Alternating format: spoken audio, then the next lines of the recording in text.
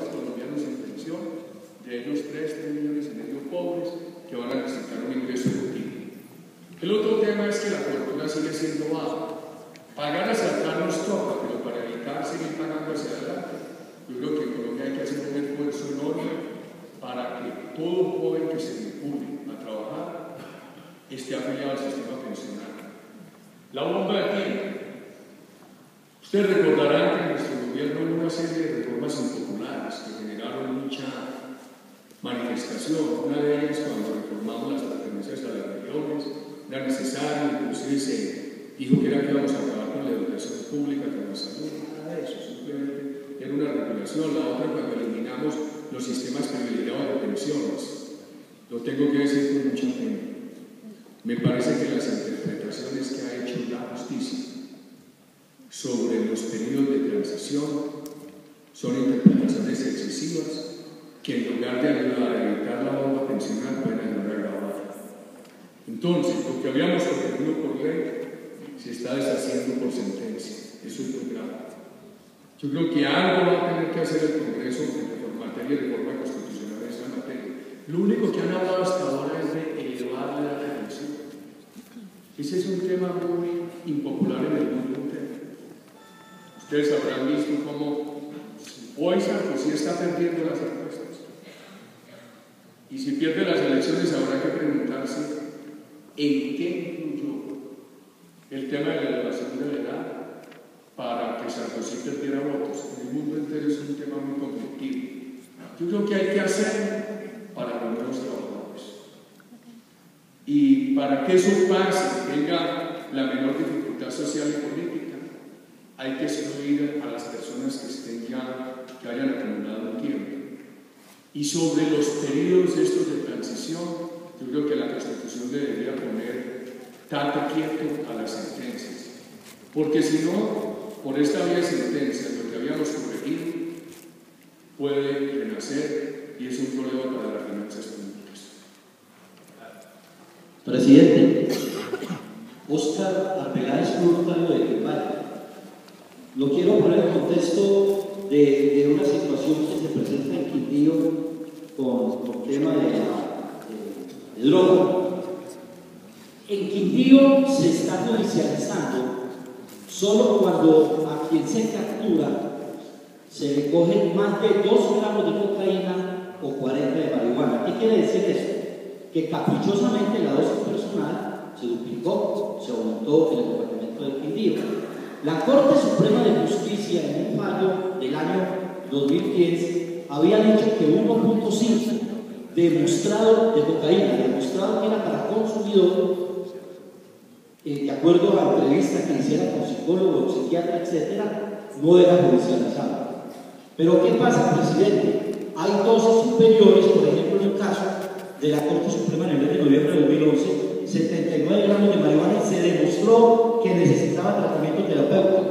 La Corte manifiesta que pese a eso, conforme a la reforma constitucional, no fue levemente aumentada la dosis y ordenó lo que se había dicho ya en el Tribunal Superior, no recuerdo de qué departamento. Solamente Antioquia, en el Tribunal de Antioquia, la Sala Penal para Infancia y Adolescencia ha aplicado muy bien ese artículo constitucional para terapéutico. Pero yo quiero dejarle eso para que usted reflexione y en una nueva presentación pues diga qué está pasando. Pero sí le quiero preguntar, ¿se solucionó el problema de montoneros, de Tupamaros? ¿Se solucionó el problema de montoneros en Latinoamérica, Tupamaros, Sendero Luminoso? Digamos que es de 19, ¿cuándo las para? ¿Cómo? Muchas gracias, presidente. Hombre, usted me apreciado alcalde, me propone 2 temas. Primero, alguien dijo esta semana que la reforma constitucional nuestra había sido derogada por la Corte. Eso no es así. Lo que pasa es que la reforma constitucional nuestra es clara en decir que si bien la droga es ilegal en todas las etapas, no se puede llevar al consumidor a la cárcel. A mí me preocupa que el actual gobierno no la ha reglamentado, y es una reforma sensata, porque es una reforma drástica frente al distribuidor, que se basa en políticas de salud pública para prevenir y que dice que hay que darle tratamiento y no cárcel al consumidor. El problema que usted trae es este. Si una persona lleva el bolsillo de dosis personal, ¿cómo hace la policía o el fiscal para decir si es distribuidor o consumidor? Porque generalmente el distribuidor va distribuyendo de a poquitos para evitar que lo judicialicen. Si le encuentran una porción de droga en su bolsillo, dice: no, es que es para mi consumo, es dosis personal, no me pueden judicializar. Sé las dificultades, pero eso hay que enfrentarlo con inteligencia. Por ejemplo, en las ciudades con cámaras de televisión, con inteligencia policiva, usted puede llegar a hacer un recaudo de pruebas que le indicie si la persona está utilizando esa dosis personal para distribuir detrás de una dosis la otra, o para su consumo, etc. Yo sé que es difícil, pero yo sí haría eso. Estamos empezando a hacerlo. Es el esfuerzo que hay que hacer. Como la inteligencia, ayuda a policía, cámaras, médicos, etc., puede ir diciendo: este es el caso de un distribuidor que se escuda en dosis personal a la cárcel. Este es el caso de un consumidor, hay que llevarlo al hospital. El otro tema: ¿cómo se va a acabar la FARC? Hombre, ellos nunca pensaron que fueran a tener el abatimiento de Raúl Reyes en la selva ecuatoriana, que no fue por afectar a Ecuador, y por eso le pedí perdón al pueblo ecuatoriano. Raúl Reyes manejaba desde Ecuador una criminalidad tremenda en Colombia y manejaba el secuestro de Ingrid Betancourt. A Raúl Reyes se le abate un 1 de marzo y al otro día la inteligencia militar, ya sin su participación en las comunicaciones de la FARC, interceptó a Briceño, el Mono Jojoy, por un lado, y a César, el terrorista que tenía a Ingrid Betancourt, en la selva. Y esa sustitución de comunicaciones y el control de Raúl Reyes fue lo que nos permitió 2 o 3 meses después, el 2 de julio, liberar a Ingrid Betancourt y ese grupo. Nosotros no dejamos acabada la FARC, pero bastante debilitada. Cuando la FARC salió del Caguán en aquel febrero de 2002 con semejante arrogancia, yo no veía la televisión. Cerraba los ojos porque los veía en unos carros últimos modelos, con el Kodak aquí afuera, DVDs de periodistas, sintiéndose los dueños del país. A mí me horrorizaba eso. Ellos se sentían inderrotables. Ingrid Betancourt cuenta que cuando los colombianos generosamente me rindieron a mí, la FARC dijo: nos acabamos. Yo pienso que el país lo que tiene que hacer es remover unos factores que pueden estar afectando la política de seguridad y seguir la tendencia de eliminar esos sectores. ¿Volver a venir como presidente? No.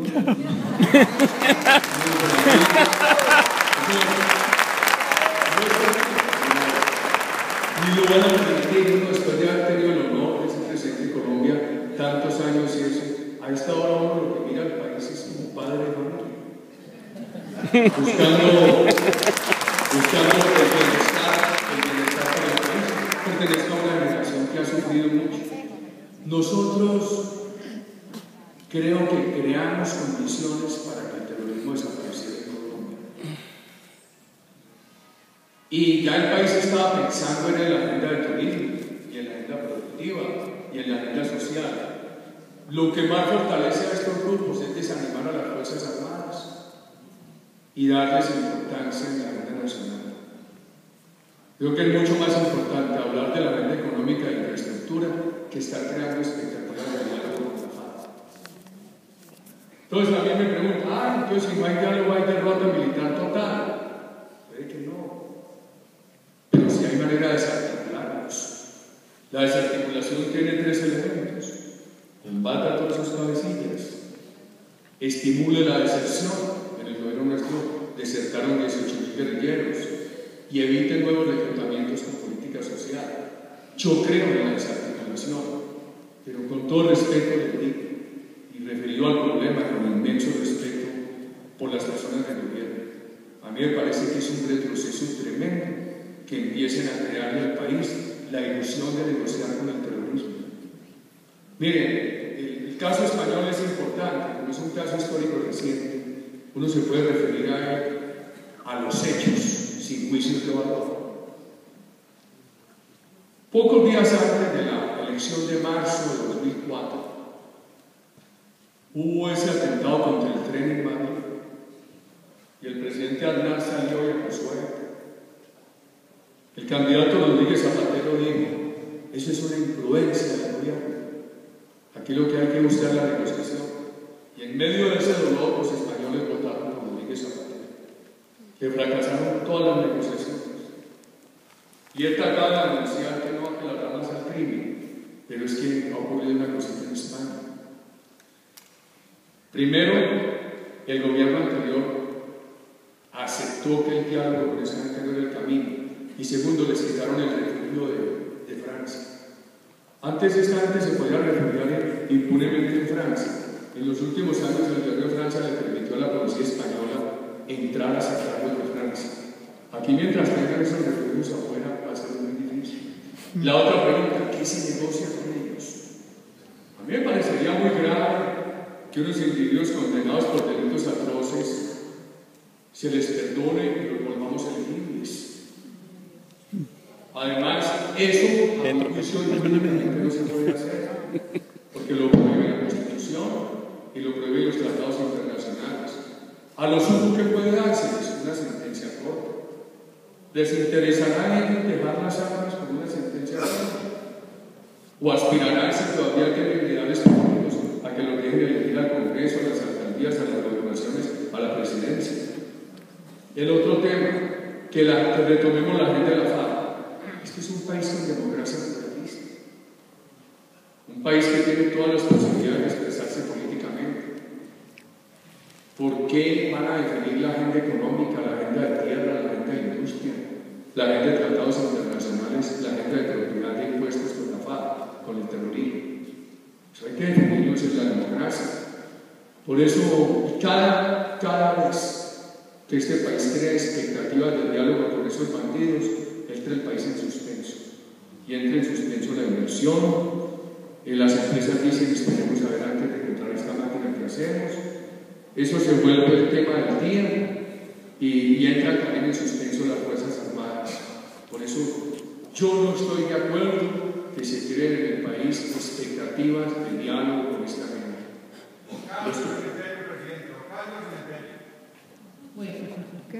Aquí dicen: ¿qué le diría al presidente Sánchez? Aquí tenemos la quinta pregunta. Sandra, del público sobre la autorización y la última pregunta. Ok, queremos darle una información al auditorio. Generosamente el expresidente nos ha querido dar respuesta a todas las inquietudes, pero por razones de tiempo, por su propio tiempo, no podemos extendernos mucho. Por consiguiente, como habíamos quedado en 5 preguntas, vamos a resolver la pregunta de la niña, y lamentablemente las 2 preguntas escritas que nos habían pasado no van a poder ser contestadas. Buenas tardes, señor presidente. Mi nombre es María José Espejo, vicepresidenta actual del Club Interactivo de la Formación. Mi pregunta es: ¿usted apoyaría la reelección de Juan Manuel Santos en el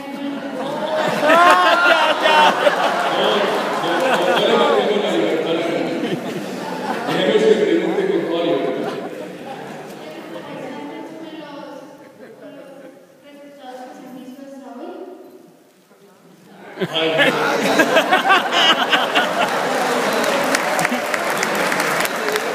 Si estuviera en la cita y fueras periodista, te diría la siguiente pregunta. Mira, no te voy a decir esto. Este país tuvo reelección. Cuando convocamos la Constitución del 91, nunca se dijo que uno de los temas era eliminar la reelección. Antes del 91 era posible el periodo de por medio. Inexplicablemente la del 91, sin razones de fondo. Creo que era simplemente para acomodar periodos, para que no haya reelección, para que tal periodo elijan a fulano, tal a fulano y a pegano. negociaron una especie de sucesión presidencial y eliminaron la reelección. Antes de mi gobierno hubo muchos intentos para revivirla. En todos esos gobiernos presentaron proyectos de reforma constitucional. Cuando yo llegué a la presidencia había un proyecto de reforma constitucional anulado, después entró otro, lo aprobaron, vino la reelección en cabeza mía. En ese último referendo yo sentí lo que también encrucijada del alma. ¿Por qué? Porque íntimamente estaba convencido que no le convenía al país perpetuar al presidente, pero también me preocupaba la continuidad de estas políticas. Esas tres políticas que trabajamos nosotros, que eran la seguridad, la promoción de inversión y la política social. El día que la Corte Suprema Constitucional dijo no se acepta una nueva reelección de Uribe, yo salí esa noche a decir, acepto, obedezco y le pido a mis compatriotas así que procuremos evitar que estas políticas pierdan continuidad. Te voy a decir, no siempre quiere que la nueva generación sea mejor que uno. El consejo que te voy a dar, de pronto soy el menos indicado, porque yo soy pelietas. Pero te voy a dar un consejo con mucho cariño. Un consejo que yo no siempre lo he practicado. Si lo hubiera practicado siempre sería una maravilla. En los temas políticos hay que pensar en los problemas, no en las personas. Entonces, yo dejaría a un lado la persona del presidente Santos, tratándola con todo respeto. Y para mirar si debe apoyarse su reelección o no, examinaría sus políticas. Todo el respeto por la figura del presidente y un examen el menos objetivo por las políticas. Yo tengo preocupaciones. Por ejemplo, aquí me dice,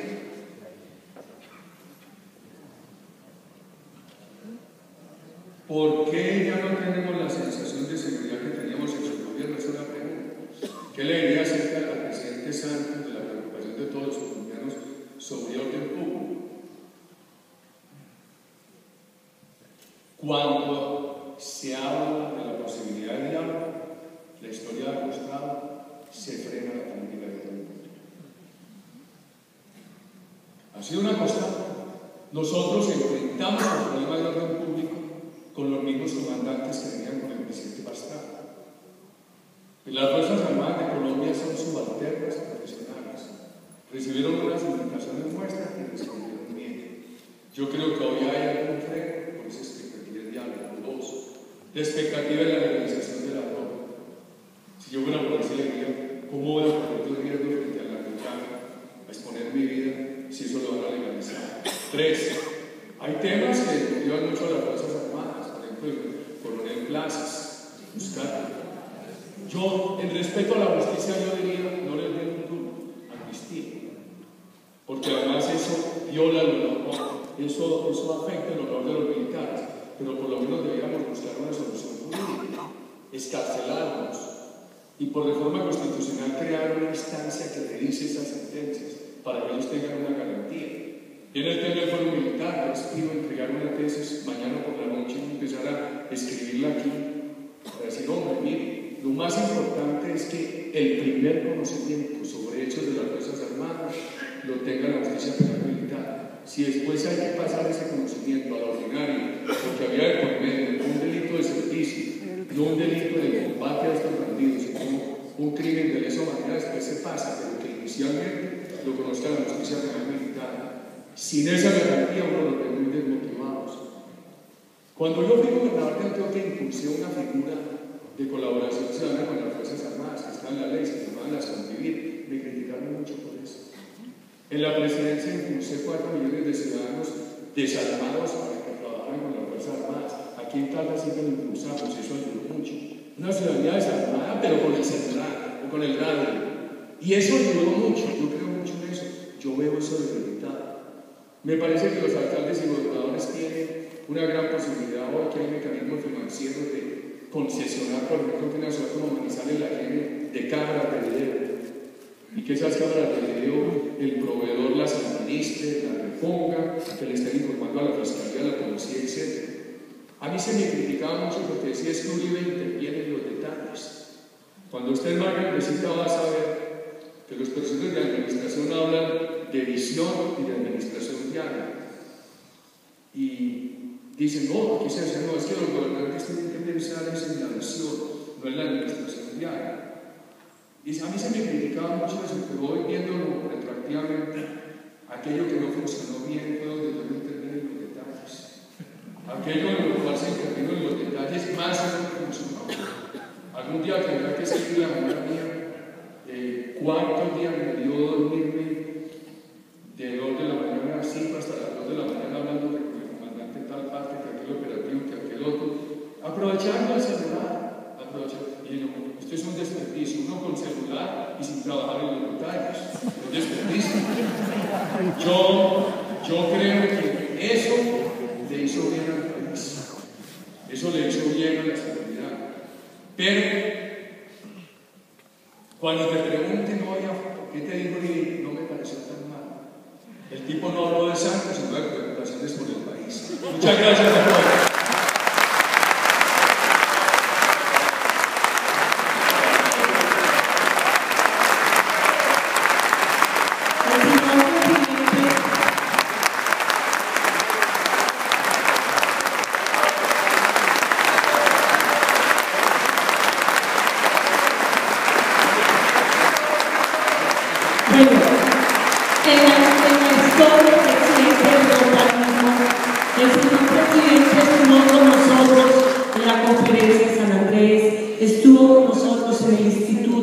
de Cartagena, está hoy acá presente. Estamos haciendo negociaciones, a ver si nos acompaña el Instituto de Octubre, no le pueden fallar. Y hoy nosotros acá, como buenos colombianos, como admiradores de la seguridad y como admiradores de un presidente que apoya el rotarismo, le queremos dar un fuerte aplauso y decirle, presidente, usted es el invitado de honor en nuestra conferencia.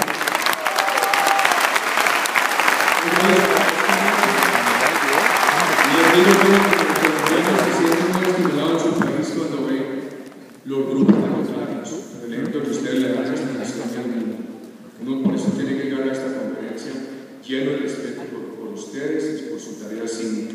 Los felicito y mi gratitud.